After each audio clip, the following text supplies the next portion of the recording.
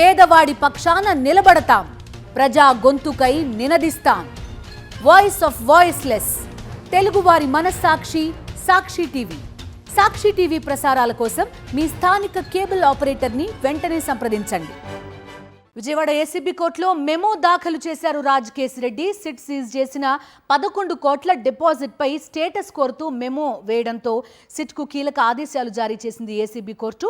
11 కోట్లు డిపాజిట్ చేసిన సమయం, తేదీ, సీసీ ఫుటేజ్ సమర్పించాలని బ్యాంకుకు ఆదేశాలు జారీ చేసింది. 11 కోట్లను చెస్ట్కు తరలిస్తే అక్కడకు తరలించిన తేదీ, సమయం, సీసీ ఫుటేజ్ లేదా ఫోటోలు ఇవ్వాలని ఆదేశించింది.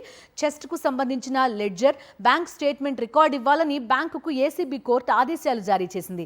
డిపాజిట్ చేయక ముందు 11 కోట్ల కరెన్సీపై పంచనామా రిపోర్ట్ ఇవ్వాలని సిట్కు సైతం ఆదేశాలిచ్చింది.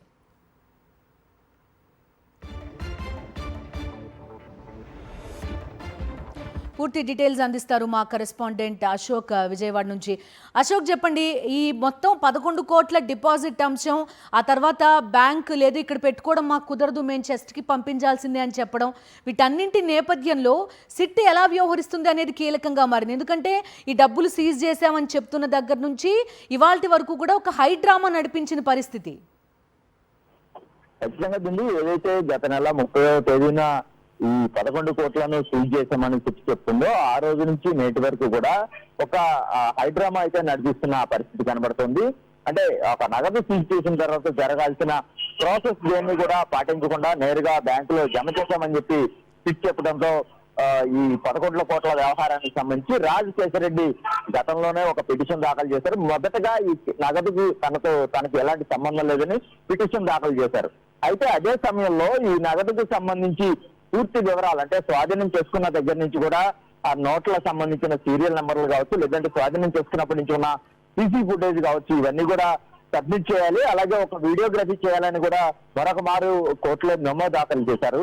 అయితే కోర్టు ఆదేశాలు ఇచ్చినప్పుడు కూడా సిట్ అధికారులు పాటించకపోవడంతో మరొక మారు దీనికి సంబంధించి స్పష్టమైన ఆదేశాలు ఇవ్వాలంటూ మేము రాజకేశిరెడ్డి మెమో దాఖలు చేశారు. ఈ నేపథ్యంలో 2 రోజుల క్రితం ఈ 11 కోట్లకు సంబంధించి ఏసీబీ కోర్టు కొంత స్పష్టమైన ఆదేశాలు ఇచ్చింది. ఈ నేపథ్యంలోనే అటు బ్యాంకు కావచ్చు, ఇటు సిట్కి సంబంధించి నగదుకు సంబంధించిన పూర్తి వివరాలన్నీ కూడా తమకు సమర్పించాలని ఆదేశాలు జారీ చేసిన పరిస్థితి కనబడుతుంది. అదే నేపథ్యంలో మళ్ళీ నిన్న రాజకేశిరెడ్డి మరొక మెమోను దాఖలు చేశారు. ఈ డిపాజిట్ కి సంబంధించిన రిసిప్ట్ కూడా తమకు ఖచ్చితంగా అందజేయాలంటూ కూడా ఒక మెమో దాఖలు చేయడంతో మరొక మారు ఏసీబీ కోర్టు అటు చిట్టు కావచ్చు, లేదంటే ఇటు ఎస్బీఐ బ్యాంక్ కి సంబంధించి వారిద్దరికి కూడా వేరువేరుగా ఆదేశాలు ఇచ్చి ఈ నగదు స్వాధీనం చేసుకున్న దగ్గర నుంచి ఉన్న సీసీ ఫుటేజ్ తో పాటు డిపాజిట్ చేసినప్పుడు ఆ డిపాజిట్ కి సంబంధించిన ప్రాసెస్, అలాగే వీడియో ఫుటేజ్ అవంతా కూడా అందజేయాలి.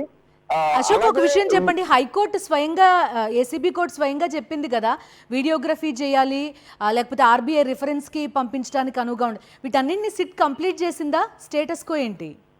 అంటే సిట్ ఏదైతే ఈ ప్రాసెస్ కి సంబంధించి కోర్టు ఆదేశాలను పాటించకపోవడంతోనే మరొక మారు నిన్న రాజకేశిరెడ్డి మెమో దాఖలు చేసిన పరిస్థితి కనబడుతుంది. ఈ నేపథ్యంలో స్పష్టంగా సిట్ కి అటు ఎస్బీఐకి కూడా ఏసీబీ కోర్టు స్పష్టమైన ఆదేశాలు జారీ చేసింది.